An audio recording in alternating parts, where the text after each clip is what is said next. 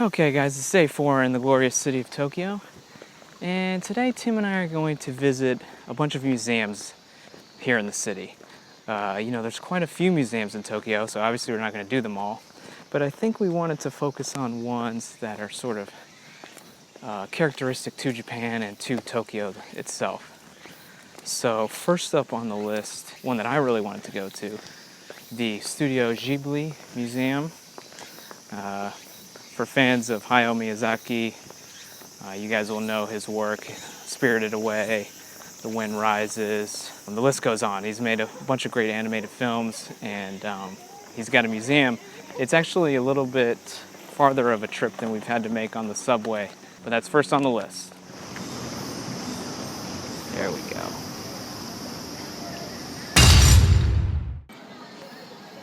Bah, fail. Let this serve as an example to all of you out there. You have to buy tickets for the Studio Ghibli Museum online. I think you can do it up to 3 months before you come. You can buy them at the Lawson convenience stores here in Japan as well. But you cannot buy them at the actual museum. We didn't do that, so they're all sold out for the day. Otherwise, we would just gone to like a Lawson store or bought it on our phone. But yeah. Lesson learned, Studio Ghibli Museum, buy them before you get here. And I want to be totally clear, this was 100% my fault. The amount of research I did on the Studio Ghibli Museum consisted of learning that it was located in Tokyo, and, well, that's it. Had I done any additional research about buying tickets, I probably could have at least saved us the trek over from our hotel.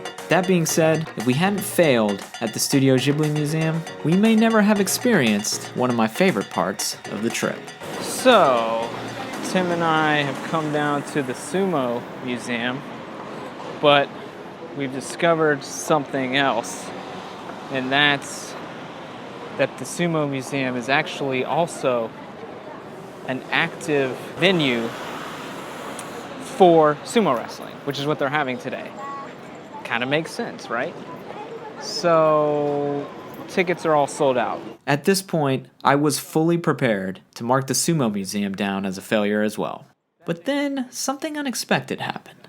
An American couple, with 2 extra tickets to the sumo match that they were trying to sell, noticed Tim and I, and quickly approached us. Now, I don't know what the rules on ticket scalping are in Japan, but, needless to say, we struck a deal with them and ended up with 2 tickets of our very own to the event. And I couldn't be happier that we did.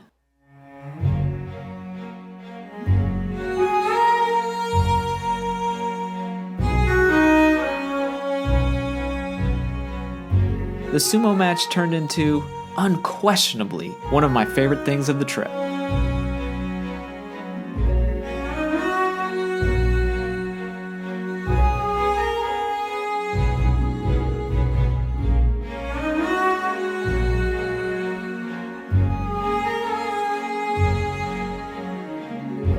Most bouts last only seconds, but the ceremony in between each bout and throughout the entire event was just as captivating to me.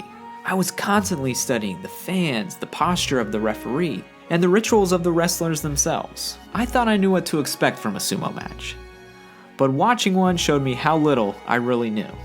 So yeah, we didn't actually get into the museum section of the sumo building, but I'm okay with that. I think that shows you the balance of travel, right? Me and Tim just kind of lucked into some tickets that these Americans were selling for the sumo match. We had no intention of going. We didn't even know that there was one. So instead of the Sumo Museum, we saw a sumo match, which was awesome. Highly recommended if you guys can score those tickets. We got a little lucky, but we turned an unforeseen failure into an unexpected success. And that's the beauty of travel.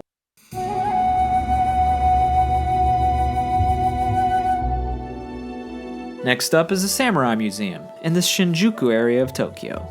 If you want to learn about the real history of samurai culture and not Hollywood's portrayal of it, this is the place for you. Although, let me start off by saying that they asked us not to film video while on the guided tour. That being said, no one, and I mean no one, tells Tim not to film. As a Westerner, I know very little about the history of Japan pre-World War II, and learning about the rich history of the nation was one of my favorite parts of the Samurai Museum. Of course, a Samurai Museum wouldn't be complete without an array of artifacts from that era, including swords, other weapons, and of course, armor. If you're lucky, they might even let you try on some of the armor.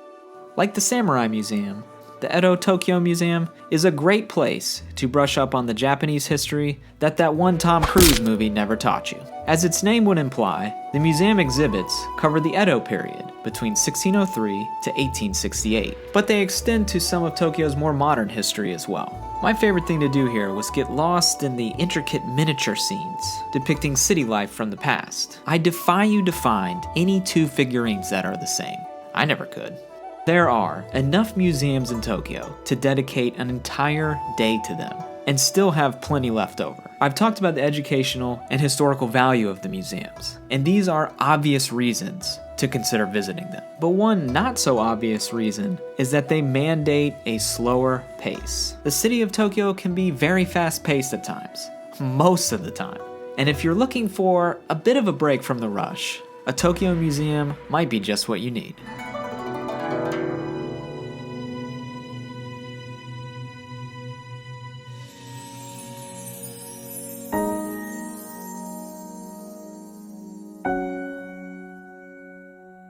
It happens rarely. You meet someone beautiful.